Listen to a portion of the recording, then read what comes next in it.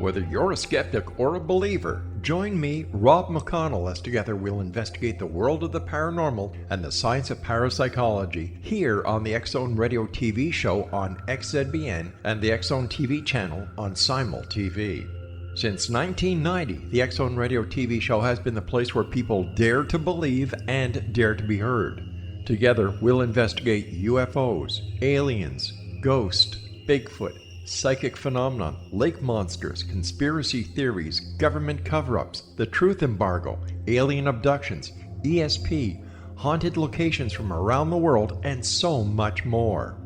With over 28 years of broadcasting and more than 4,500 individual guests, the X-Zone is truly a place where fact is fiction and fiction is reality, as evidenced by the credibility, integrity, and professionalism of the guests that we bring to our international audience. If you have seen a UFO, had a close encounter, seen a ghost, Bigfoot, lake monster, or a story that you would like to share or have investigated, contact me, Rob McConnell, by sending me your email to xzone@xzoneradiotv.com, or you can call toll-free 1-800-610-7035, extension 143, and on Skype, X-Zone Radio TV. For more information on the X-Zone Radio TV show with yours truly, Rob McConnell, visit www.xzoneradiotv.com or www.xzonetvchannel.com or simultv.com and xzbn.net. Until next we meet here in the X-Zone from our broadcast center and studios in Hamilton, Ontario, Canada, always remember, X-Zone Nation, keep your eyes to the sky and your heart in the light.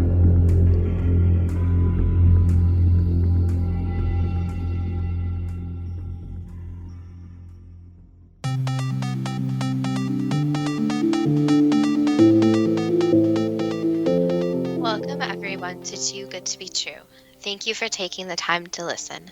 The subject for today's show is famous psychics. Before we start getting into details, let's just briefly talk about psychic insight and how we apply it. We choose a subject and research it, and based on that research, we determine what we think needs to be explained by creating a series of questions. Then Justina provides psychic insight to answer those questions. The psychic insight is narrated towards the end of the show. Accepting the psychic insight is a question of individual belief. Now let's go through the disclaimers. Here are the disclaimers. Neither of us claim to have any expertise in any subjects that we discuss. We relate information we find through research and the psychic insight. We are always delighted to hear from the listeners. The show only lasts an hour. We don't have the time to present exhaustive research on any topic. This means that there will be information that we miss. We want to provide a basis for the psychic insight. We don't care if a theory turns out too good to be true, as the show name suggests. We are only interested in finding out more of the truth about topics. Spirit can only relate insight that is appropriate for our time and history. Free will cannot be affected. Only comments that are appropriate for our time can be given through the psychic insight. Much of the subject matter in shows may have already been covered many times in other media. We want to look into subjects in a new, different way and be thought-provoking. We are not so good with pronouncing names, we apologize. And neither of us have any particular knowledge of individual psychics or of their claimed abilities. If we have misstated anything, we apologize. There are many psychics practicing today, some with shows on national television with millions of viewers. We're not going to talk about living psychics, are we? No, three female psychics that have passed. We may be able to learn from their lifetimes, hopefully to better understand the work and possible limitations of modern psychics. Who is the first psychic we're going to discuss? We're starting with Eileen Garrett, who became particularly well known after the crash of the British airship R101 on October the 5th, 1930. Before we get into the crash, who was Eileen Garrett? Wikipedia provides a rather mixed biography. Quote, Eileen Jeanette Vancho Little Garrett, 17th of March 1893 to 15th of September 1970, was an Irish medium and parapsychologist. Garrett's alleged psychic abilities were tested in the 1930s by Joseph Rhine and others. Rhine claimed that she had genuine psychic abilities, but subsequent studies were unable to replicate his results. and Garrett's abilities were later shown to be consistent with chance guessing. Garrett elicited controversy after the R101 crash when she held a series of seances at the National Laboratory of Psychical Research, claiming to be in contact with victims of the disaster. John Booth and others investigated her claims and found them to be valueless, easily explainable, or the result of fraud, unquote. Joseph Rhine was an American botanist who founded parapsychology as a branch of psychology, while John Booth was an American professional magician and author of books on the history of magic. The National Laboratory of Psychical Research, which applied science to psychic phenomena, operated in London, England between 1926 and 1938. Its founder was Harry Price, a psychic researcher and author who was well known for exposing frauds. It appears that we can't really separate out the stories of the R101 disaster and that of Eileen Garrett. Holding seances claiming to be in contact with the victims of the disaster would seem to be putting her reputation on the line. The first seance associated with the R101 airship wasn't planned. The spirit of the late author and well-known spiritualist Sir Arthur Conan Doyle was intended to be channeled. The American Hauntings Inc. website describes the events of the seance on October the 7th, 1930, just 2 days after the R101 disaster. Quote, the event that established Eileen Garrett as a medium to be reckoned with, though, was undeniably the seance that occurred in October 1930 with Harry Price. Shortly after the sitters gathered in the seance room, Eileen went into a trance. Instead of making contact with Conan Doyle as they had planned, the sitters heard a voice that announced himself as Flight Lieutenant H. Carmichael Irwin. In sorrowful tones, the voice said, I must do something about it. The whole bulk of the dirigible was entirely and absolutely too much for engine's capacity. Engines too heavy. It was this that made me on 5 occasions have to scuttle to safety. Useful lift too small. Gross lift computed badly, informed control panel. And this idea of new elevators totally mad. Elevator jammed, oil pipe plugged. Flying too low altitude and never could rise. Disposable lift could not be utilized. Load too great for long flight. Cruising speed bad and ship badly swinging. Severe tension on the fabric, which is chafing. Engines wrong, too heavy, cannot rise. Never reached cruising altitude, same in trials. 2 short trials. No one knew the ship properly. Weather bad for a long flight. Fabric or waterlogging, ship's nose is down. Impossible to rise. Cannot trim. Almost scraped the roofs of Ashi. Kept to railway. An inquiry to be held later will be found that the superstructure of the envelope contained no resilience and had far too much weight in the envelope. The added middle section was entirely wrong. Too heavy, too much overweighted for the capacity of the engines, unquote. A dirigible is another name for an airship. Ashi is a small town in northern France. Somebody must have written down what was said. It was years before tape recorders. The reporter who wrote everything down appears to have been a professional, but doesn't seem to be named anywhere. The article continues, quote, the reporter who took this strange and frightening communication shorthand at first resented the intrusion of Irwin, captain of the R101, when he had expected the voice of Sir Arthur Conan Doyle. But he soon realized that he had unwittingly been part of a dramatic moment in psychical history. He published a story that was read by, among others, a Mr. Charlton, who had been involved in the R101's construction. Charlton asked Harry Price for a copy of the seance report. After studying it, he and his colleagues pronounced it an amazing document containing more than 40 highly technical and highly confidential details of what occurred during the airship's final flight. Charlton added, it appeared very evident that for anyone present at the seance to have obtained this information beforehand was grotesquely absurd. Charlton was so impressed by the evidence that he began his own psychic investigation and then ultimately became a spiritualist.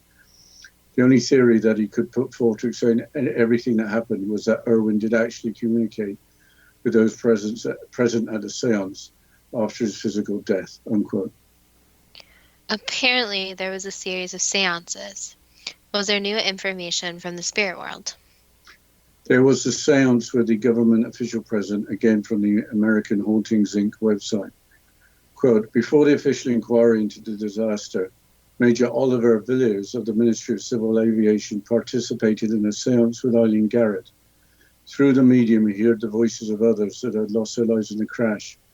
The following is a portion of a conversation that took place during the séance between Villiers and a crew member, Scott, one of the victims, speaking through Eileen. Villiers, what was the trouble? Irwin mentioned the nose. Garrett, yes, girder trouble and engine.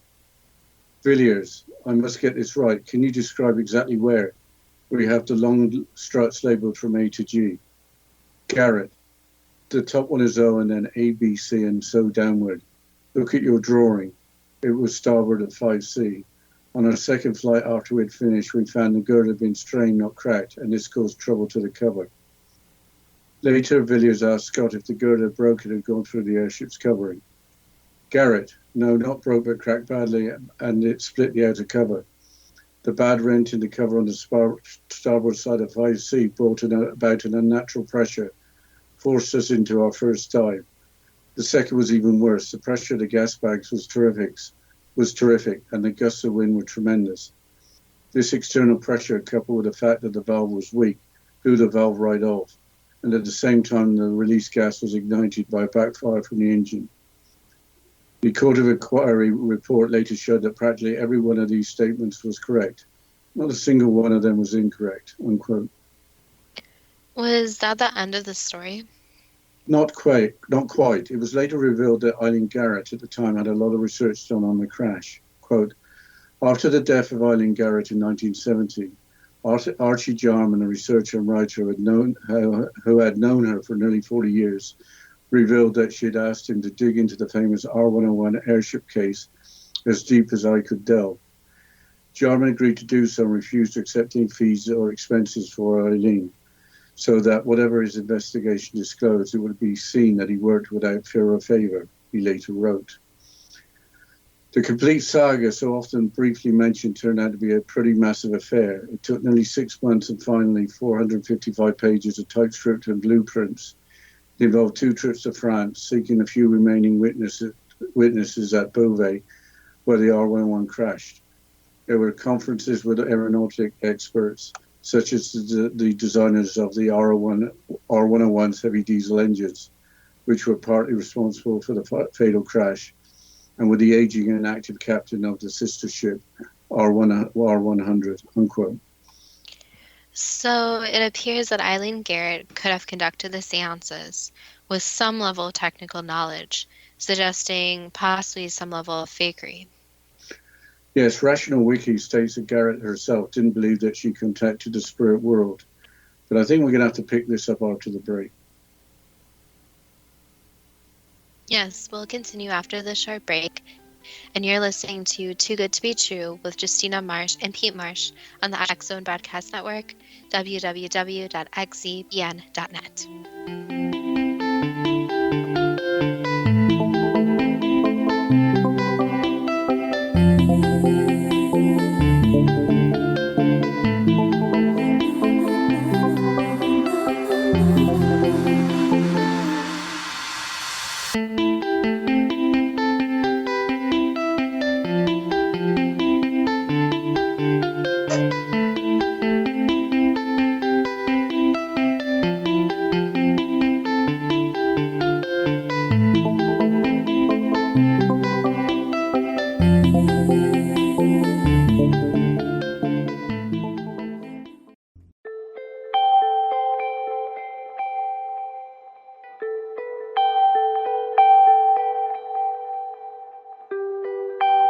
It's hard to listen to the news without realizing we're living in volatile, unprecedented times.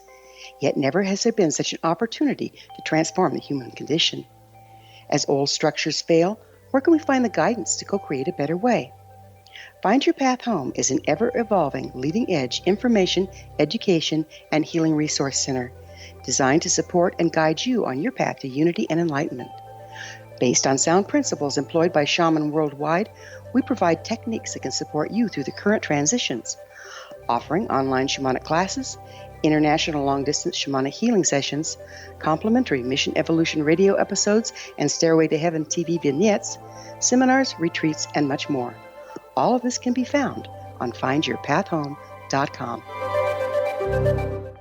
So I was watching the X Zone TV channel last night when I was abducted by aliens, and they kept repeating to me over and over again, simultv.com, simultv.com. What's simultv.com? That's what I asked them. They had it written on the side of their UFO. How do you spell that? UFO. No, I mean simultv.com. simultv.com. simultv.com. Right. simultv.com. Interesting that you were abducted by aliens in a simultv.com UFO last night. Oh, yeah? Yeah. Now that you mention it, I remember now last night I was awakened from a deep sleep. My great-grandmother was standing there. She said she'd come from the hereafter to tell me about simultv.com. She even spelled it out for me. simultv.com, sonny boy. simultv.com. simultv.com, sonny boy. Wow. Yeah. Guys, you'll never guess what my psychic guru just told me. simultv.com. Exactly. Are you guys psychic too? Of course. We all know about simultv.com. simultv.com.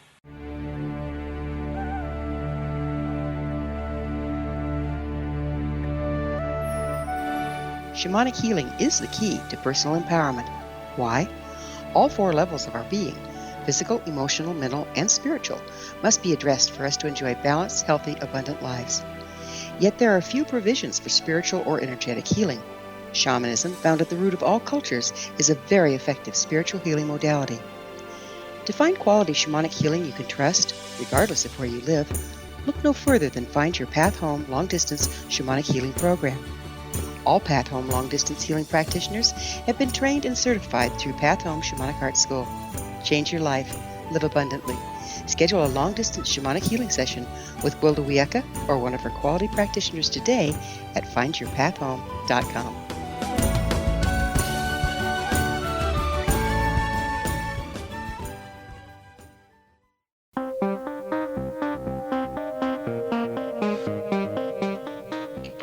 Welcome back to Too Good to Be True. And before the break, we were discussing Eileen Garrett and her seances about the R-101 aircraft. Dad, can you please continue, or actually start, the quote about Garrett not believing that she may have even contacted the spirit world? Yes, quote, as a child and into her youth, Garrett showed symptoms of a dissociative identity disorder, and she reported to have heard voices that were not real. She also experienced delusional fantasies and hallucinations. Garrett did not believe in life after death and attributed her supposed spirit controls in her seances to the product of her own subconscious, unquote. Let's switch gears to Jean Dixon, who is well known in the United States as well as in other countries. Wikipedia provides an overview of her early life. Quote, Dixon was born Lydia Emma Pinkert, one of the 10 children born to German Roman Catholic immigrants, Gerhardt and Emma Pinkert, in Medford, Wisconsin, but raised in Missouri and California. Dixon's birth date was often reported as 1918, and Dixon would offer this date to reporters, at one point even producing a passport to this effect. But she once testified in a deposition that she was born in 1910. And an investigation by a reporter for the National Observer, who interviewed family members and examined official records, concluded she was born in 1904, unquote. She wouldn't be the first celebrity to claim being younger than they really are. But how did Jean Dixon get started? According to the Vintage News website, with the help of a crystal ball, quote, according to her biography, Dixon grew up in Southern California, where her father owned a car dealership, together with Hal Roach, a pioneer in American film and television for producing Laurel and Hardy. At a certain moment in her youth, she was approached by a gypsy fortune teller who was offered a crystal ball and a palm reading. She was then told that a great future awaited her, one in which she would become a famous clairvoyant whose advice would be sought by famous and important people. It seems she decided to follow her destiny, and later in life she became an astrologist, writing horoscope articles that were nationally syndicated. But Dixon also started to make her first predictions. In some cases, she used the crystal ball to enhance her psychic abilities, and indeed, some famous people started to consult with her, unquote. Who were among the famous who consulted with her? The first notable, apparently, was FDR, as explained by the Vintage News website. Quote, first on the list of these famous people was President Franklin D. Roosevelt, who was in dire need of a vision or divine intervention during the harsh days of World War II. Dixon was called to his office in 1944 to give him advice on some military and personnel issues. If this information is true, it means that some of the military decisions during this year were possibly made according to Dixon's predictions. Allegedly, Roosevelt was interested in knowing how much longer the war would last, and Dixon told him it would last no longer than the middle of 1945. The war ended close to Dixon's alleged prediction, but of course, Roosevelt died on April the 12th, 1945, so he didn't see it, unquote. Jean Dixon claimed that her visions and prophecies were all God-given. What else did she predict? The coming of a new age, again from the same article, quote, another of Dixon's more spectacular visions was the one she had at dawn on February the 5th, 1962. In this vision, she predicted the coming of a new age. Dixon claimed she saw a glowing orb in the vicinity of Earth from which the Egyptian pharaoh and queen Nefertiti holding a child came out. The child was godlike with eyes that contained wisdom. Nefertiti left the child on Earth and then returned to her past to the time during which she was killed. According to Dixon's explanation of her own vision, the death of Nefertiti signified the end of an era. She believed that the age of Aquarius was coming, an age in which a new Messiah would be born and eradicate the world from war and violence. This, according to Dixon, was supposed to happen in 2000. But evidently, we still have many wars and much violence, and a new Messiah is nowhere to be found, unquote. The New Age prediction was not original. Alice Bailey, a well-known psychic associated with the Theosophy Society, was known for her New Age predictions decades earlier, but she was in turn predated by an article published as early as 1894, according to Wikipedia. But Alice Bailey, who some consider to be the founder of the New Age movement, apparently didn't include a new Messiah in her predictions. Which other famous people did she work with? President Ronald Reagan and First Lady Nancy Reagan, as well as President Richard Nixon. She told Reagan in 1962, or Ronald Reagan in 1962, that he would be president one day. He was elected to office in 1980. She also advised Oprah Winfrey, who stated in 2007, 30 years later, that she would become very famous with audiences of millions. Earlier in January of 1942, she advised Hollywood actress Carole Lombard that it would be dangerous for her to travel by plane for the next 6 weeks. Soon after, Lombard was killed in a plane crash. The New World Encyclopedia has more about her famous predictions. Quote, she also predicted in the 1947 partition of India, said that the Korean War would end in stalemate, and forecast Joseph Stalin's death in 1953. On May 14, 1953, Dixon famously said on NBC television, a silver ball will emerge from Russia to travel in space. 4 years later, Russia shocked the world when it launched the Sputnik satellite. Dixon also warned UN Secretary General Dag Hammarskjöld not to fly in a plane in which he crashed and died in 1961, unquote. But we have to mention a prediction of the Kennedy assassination. Kennedy's assassination was not going to be prevented by a psychic prediction, however credible the source. But I wonder, are there psychics that we don't know about that work for the government? The New World Encyclopedia describes the Kennedy assassination prediction. Quote, Dixon is best known, however, for predicting the election and assassination of President John F. Kennedy. In the May 13, 1956 issue of Parade magazine, she wrote that the 1960 presidential election would be dominated by Labour and won by a Democrat, who would then be assassinated or die in office, though not necessarily in his first term. Critics point out that, like many psychics who claim credit for predicting the future, Dixon actually hedged her bet in the case of Kennedy, although the 1956 prediction of a Democratic winning the election and then being assassinated was widely reported. Dixon also said to have later predicted, 1960, that Kennedy would in fact lose the election. Arguing in her favor, however, is the fact that friends reported that in the weeks before Kennedy's death, she had been increasingly anxious about his safety. On the morning of November the 22nd, 1963, the day that Kennedy was killed, she told them, "This is the day it will happen," unquote. It sounds like she was correct a lot of the time, but not 100%. But I don't know of any psychics that would claim to be right all the time. But if they weren't confident with their predictions, why would they be taken seriously? We have a little bit of time for one more psychic. That's Jane Roberts. Her life is described in her own Wikipedia page. Quote, Dorothy Jane Roberts, May the 8th, 1929 to September the 5th, 1984, was an American poet, self-proclaimed psychic and spirit medium who claimed to channel an energy personality and called himself Seth. Her publication of Seth texts, known as the Seth material, established her as one of the preeminent figures in the world of paranormal phenomena, unquote. How did Roberts discover the existence of Seth? Wikipedia provides an explanation. Quote, in late 1963, Jane Roberts and her husband, Robert Butts, experimented with a Ouija board as part of Roberts' research for a book on extrasensory perception. Roberts and Butts claims that they began to receive coherent messages from a male personality on December the 2nd, 1963, who later identified himself as Seth. Soon after, Roberts reported that she was hearing messages in her head, unquote. She continued channeling Seth for 21 years, abandoning the Ouija board along the way. Who is Seth and what did he have to say? According to Wikipedia, Seth describes himself as a teacher providing information in new ways for each succeeding generation through the centuries. Also, the information is based on a principle that consciousness creates matter, and that each individual creates his or her own reality through thoughts, beliefs, and expectations.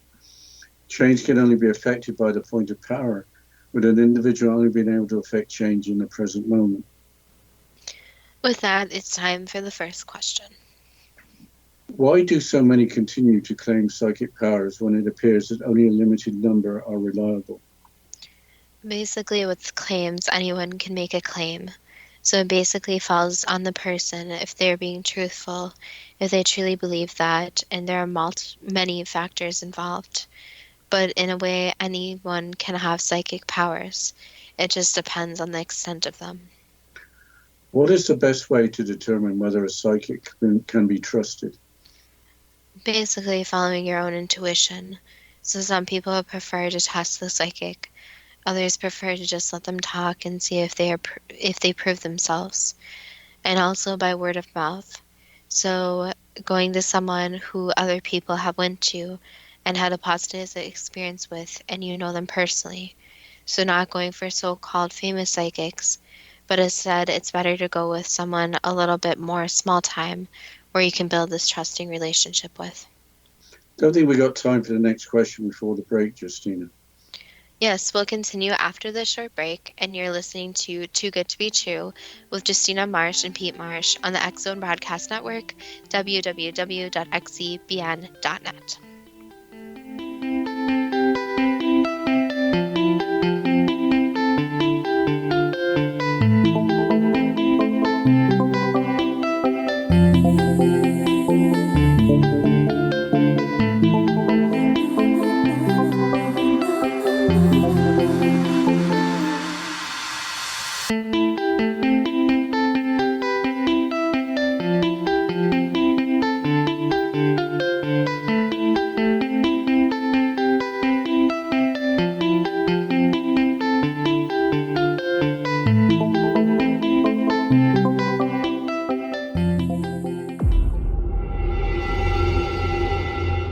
Whether you're a skeptic or a believer, join me, Rob McConnell, as together we'll investigate the world of the paranormal and the science of parapsychology here on the X-Zone Radio TV show on XZBN and the X-Zone TV channel on Simul TV.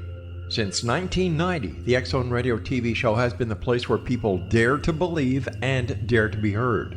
Together, we'll investigate UFOs, aliens, ghosts, Bigfoot, psychic phenomenon, lake monsters, conspiracy theories, government cover-ups, the truth embargo, alien abductions, ESP, haunted locations from around the world, and so much more.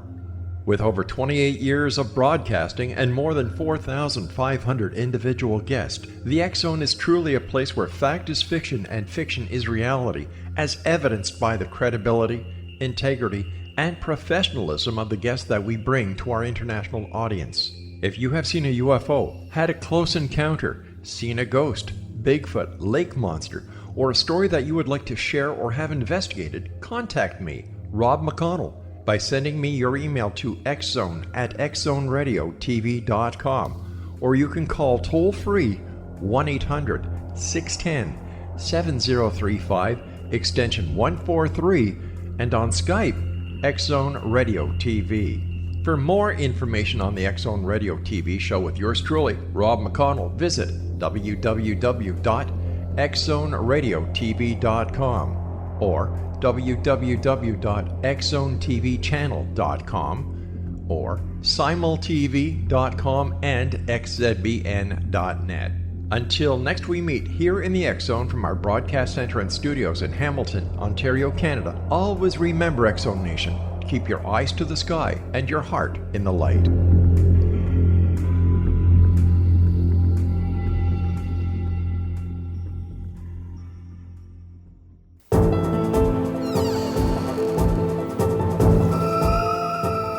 Welcome back to Too Good to Be True. And before the break, we were going through the questions and the psychic insight about famous psychics. Dad, can you please continue with the questions? Is it possible for a true psychic to become extremely wealthy? It's possible, yes, but it depends how they get this wealth. So, for example, their wealth might be inherited or maybe through doing readings for money. It just may be accumulation of wealth through so many readings. So it's not really about the money per se, but more about the person if they are being greedy and are just out for money. On October the 7th, 1930, just 2 days after the R-101 airship disaster, during Eileen Garrett's seance, why wasn't contact made with the spirit of Sir Arthur Conan Doyle as intended, but instead contact was made with the spirit of Flight Lieutenant H. Carmichael Irwin? During readings, it's almost impossible to control 100% what spirit you are talking to, especially during a seance. So the spirit that wants to talk has a more meaningful message in their mind will come through first. So that's why the other spirit came through. As related by Flight Lieutenant Irwin, was the bulk of the airship too much for the engine's capacity? Yes. Were the engines too heavy? Yes. Did Flight Lieutenant Irwin on 5 occasions have to, as he described, scuttle to safety? Yes. Was the idea of the new elevators ill-founded? You could say that, yes. They should have been designed differently. Did the elevator jam and did the oil pipe plug? That was part of it, yes. There was a series of events that caused other mechanical issues as well, but that was the starting. Was there no ability to rise from a too low altitude? Yes. Why couldn't the disposal lift be utilized? Basically, it wasn't thought of, so it wasn't used. Was the load on the airship too great for a long flight? Yes, that's correct. Was the airship incapable of reaching cruising altitude? That could be said, yes. Did the airship almost scrape the roofs of houses in the French town of Achy? Yes, they came very close. Why was there a professional reporter capable of taking shorthand at the first seance? Basically because the person had interest at the seance. So surprisingly, a lot of reporters actually go and talk to mediums and go to these seances since they are trying to get a story. Was any of the information regarding the airship's behavior and crashing available before the seance? Some of it was, yes. Was the information accurate and reliable? That could be said, yes. Did Flight Lieutenant Irwin actually communicate with Eileen Garrett as a spirit who had passed as a result of the crash?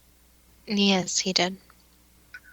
Before the official inquiry into the R-101 disaster, why did Major Oliver Villiers of the Ministry of Civil Aviation participate in a seance with Eileen Garrett? Basically, since he wanted more information. So during a grieving process especially, people are very vulnerable and do almost anything to get the information they desire, especially when it's a very tragic death. So he wanted to get more information by any means possible, which included going to the seance. During the latest seance, was the crew member Scott correct that there was a girder and engine trouble? Technically, yes, since there were multiple mechanical issues once a series of events occurred. Had the girder split the airship's outer covering without fracturing? No, that's not true. Did a split in the outer covering force the airship into its first dive? Not exactly, no. There were the other mechanical issues that caused the first nosedive. Due to pressure on the gas bags with gusts of wind, did the gas valve blow right off and force the airship into its second dive? That is correct, yes. Were the R-101's heavy diesel engines partly responsible for the fatal crash? Yes, they were. Again, it was a series of mechanical failures, so it wasn't just one part broken, but many things went wrong. Were the crew members Scott's statements during the latest seance proven to be correct following the court of inquiry? Most of them were. There were smaller mechanical details that weren't correct 100%, but most of the details were correct. In 1970, 40 years later, was researcher and writer Archie Jarman correct in that he assisted Eileen Garrett in digging into the famous R-101 airship case as deep as he could delve? There was assistance, yes. Was there a level of fakery in Eileen Garrett's seances? To an extent, yes. She did have prior knowledge of the crash, so a lot of psychics and mediums will go into a situation without knowing any information, but she decided to do some research before the seance. Did Eileen Garrett know many details of the disaster before the latest seance with Major Villiers present? She knew some, yes, but some details did come out that she did not know. As a child, did Eileen Garrett show symptoms of a dissociative identity disorder, hearing voices that were not real, as well as experiencing delusional fantasies and hallucinations? That's what some professionals at the time diagnosed her with, but it was a different time where anyone who claimed to be hearing voices was diagnosed with something a lot more extreme. So today is a lot different with diagnoses and how people have to show multiple symptoms. So yes, but again, many people were diagnosed with the same disorder. Is it correct that Eileen Garrett did not believe in life after death and attributed her supposed spirits in her seances to the product of her own subconscious? Yes, she had different beliefs from, you could say, the more traditional ones that people have about the spirit world. What can you say about the psychic abilities of Eileen Garrett? That some of them are real, yes. So some of her seances, some of the information that came out was correct. However, she also did research a lot of the information.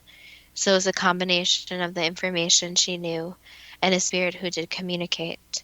So if she would have just followed her intuition, tried to be more genuine about the reading, it would have went even better.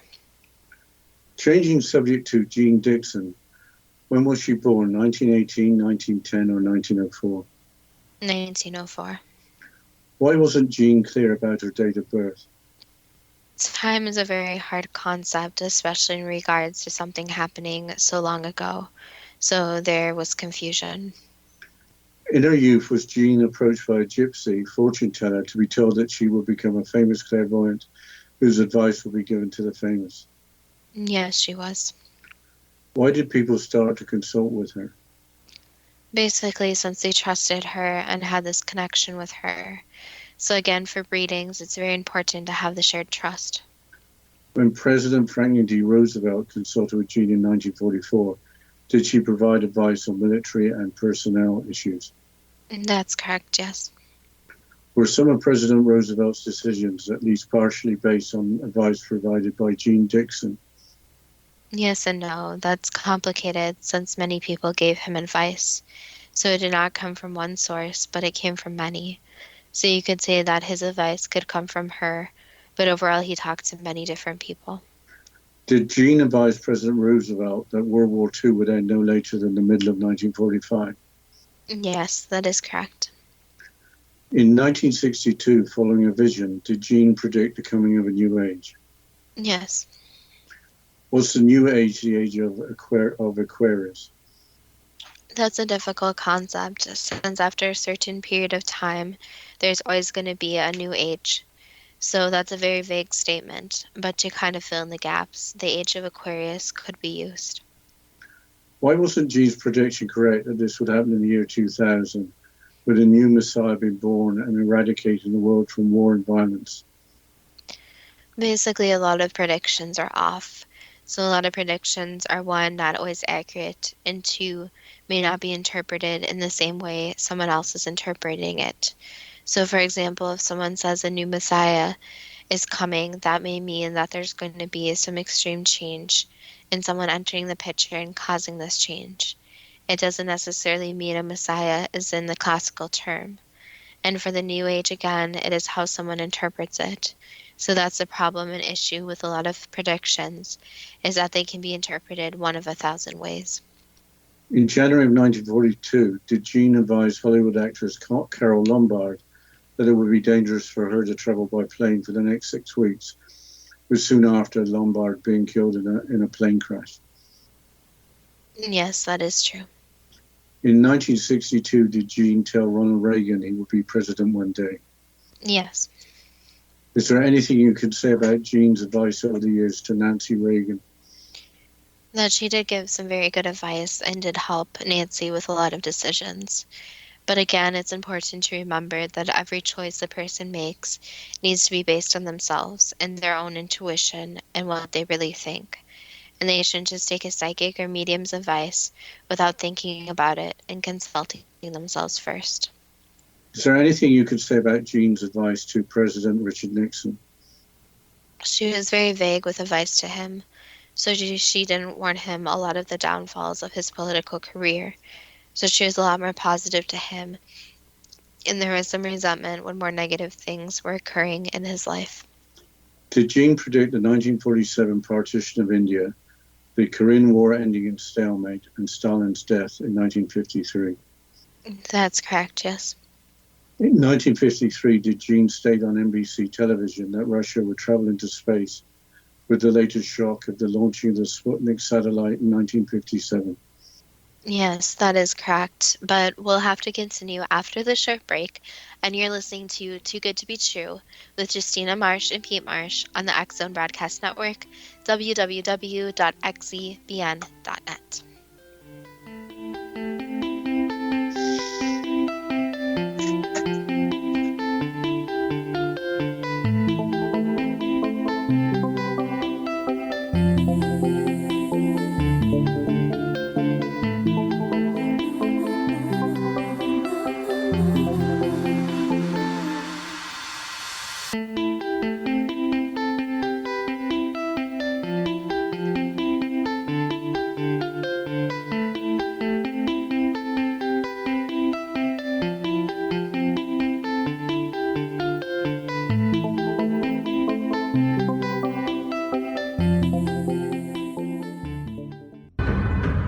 If you are looking for a safe, zero-calorie natural option to the harmful artificial sweeteners on the market today, Just Like Sugar is what you're looking for. Just Like Sugar is a wonderful natural alternative for those health-conscious people who choose a calorie-restricted diet with a great, pure, sweet flavor that tastes just like sugar. Just Like Sugar is a great natural option for people suffering from diabetes and may be useful in restricted diet programs where standard sugars are not allowed and does not cause a laxative effect of some other sweeteners. Just Like Sugar comprises a perfect blend of chicory root fiber, natural calcium, natural vitamin C, and Just Like Sugar's sweetness comes from the natural flavors from the peel of the orange. Just Like Sugar is a natural alternative to harmful artificial sweeteners and will change the way that you believe all natural sweetener products taste. Just Like Sugar is available at your local Whole Foods markets, Wild Oats markets, Henry's, Sun Harvest, and many other fine natural food stores in the U.S., Canada, and worldwide. They are here, and they've been here for thousands of years, making their presence known in the shadows. They might be seen by a lonely motorist on a deserted road late at night, or by a frightened and confused husband in the bedroom he is sharing with his wife. But who are they? What do they want? Why are they here? Perhaps most concerning, has the government been aware of their presence all along? The new book by Ellie Marzulli, UFO Disclosure, The 70-Year Cover-Up Exposed, delves into the world of UFOs. Can full disclosure be soon? Order now and receive a free hour and 37-minute DVD on the UFO phenomenon. UFOs are real. Get both the book and the DVD, a $40 value, for only $19.99. To order your book and DVD today, go to lamarzulli.net. That's LAMARZULLI.net. You have heard of the X Zone? Now watch it on Simul TV, plus 500 video games, live TV channels, free video on demand, worldwide, and more. Does this sound like tomorrow's television? Well, it is, but you can have it today, right now. It is Simul TV. Simul TV offers what the others only wish they could provide. 15 exclusive channels like X-Zone, Sci-Fi, and Horror. We are worldwide. No other provider offers that. 500 built-in video games. No need to have an extra expensive system. We have them included. Free video on demand. Live streaming events from around the world. Interactive online network, and much more. Tomorrow's TV today. Simul TV. Sound too good to be true? Well, it's not.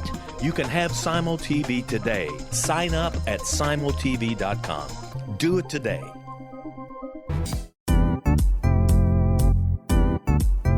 Memorable dynamic presentations are a not-so-secret weapon in the business world.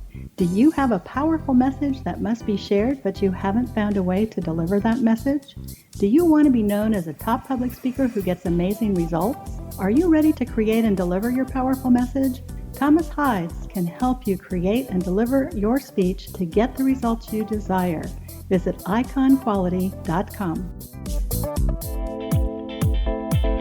Did you expect your business to flourish, but instead it plateaued or didn't get off the ground yet?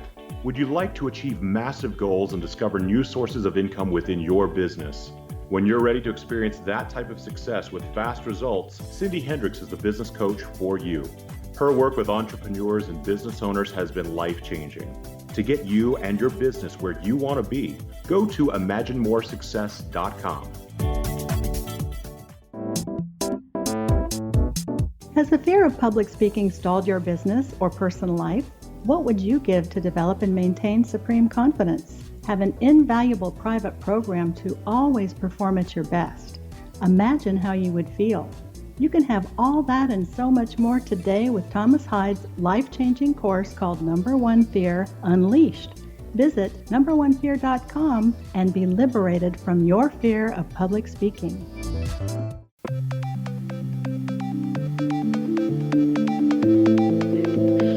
Welcome back to Too Good to Be True.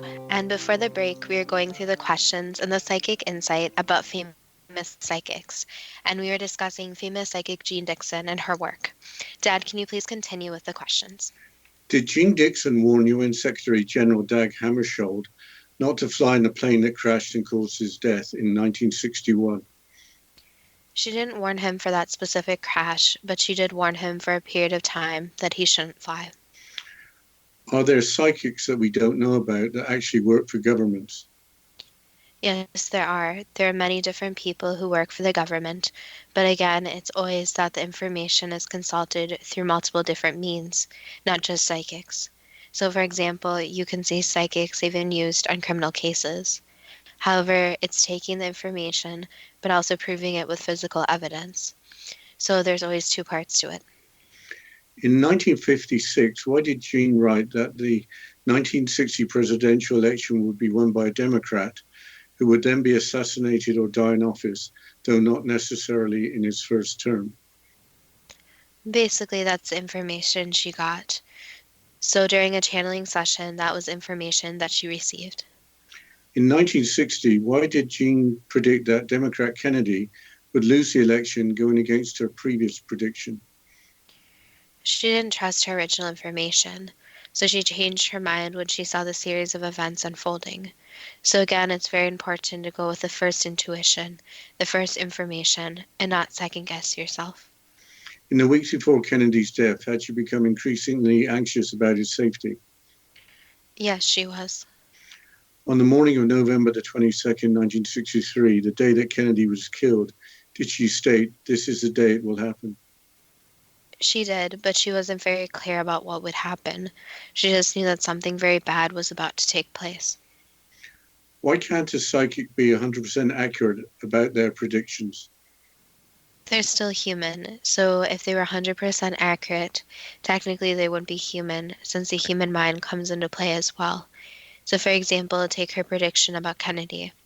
Her original prediction was true, but her human mind was second-guessing it, thinking about the series of events, and didn't believe the original information. And it's almost impossible for anything to be 100% accurate, since the future isn't fully laid out.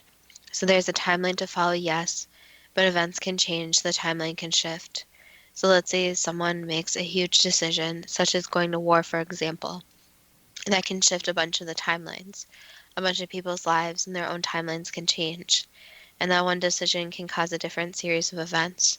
So large events are usually laid out into time.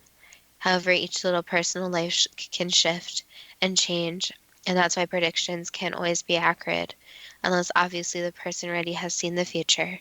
So again, it's the human part and the time that people are in right now. What can you say about the psychic abilities of Jean Dixon? They were very strong, and she did help a lot of people. But again, with coming with the help, there is always this more anxiety and fear about knowing some future predictions, where you are an edge to know if they really will come true. You're worried about people, and when you see them unfold and actually happen, makes one more and more scared. So at the end of the day, she was scared about her psychic abilities and accepting them. What purpose do psychics have in making predictions while not being able to prevent disaster? They can provide advice, though. In many cases, it can help someone with, for example, don't get on that plane, don't take the next flight, etc. But if someone's time to pass away, no matter what a psychic or anyone says to them, it's still going to occur. And with predictions, again, people really do want to know their future, but it's always advisable that people live their lives and they make choices towards their future. So they really think about their own future and not just follow someone else's advice. Changing subject to Dorothy Roberts, why did she and her husband take the risk to experiment with a Ouija board as part of her husband's research for a book on extrasensory perception? She didn't think it was going to be that big of a deal, so honestly, she thought it was more of a toy. Why would anything positive come out of a session with a Ouija board? There's a small chance that once the door is open, something positive could occur. However, the chance that something negative could occur is much greater.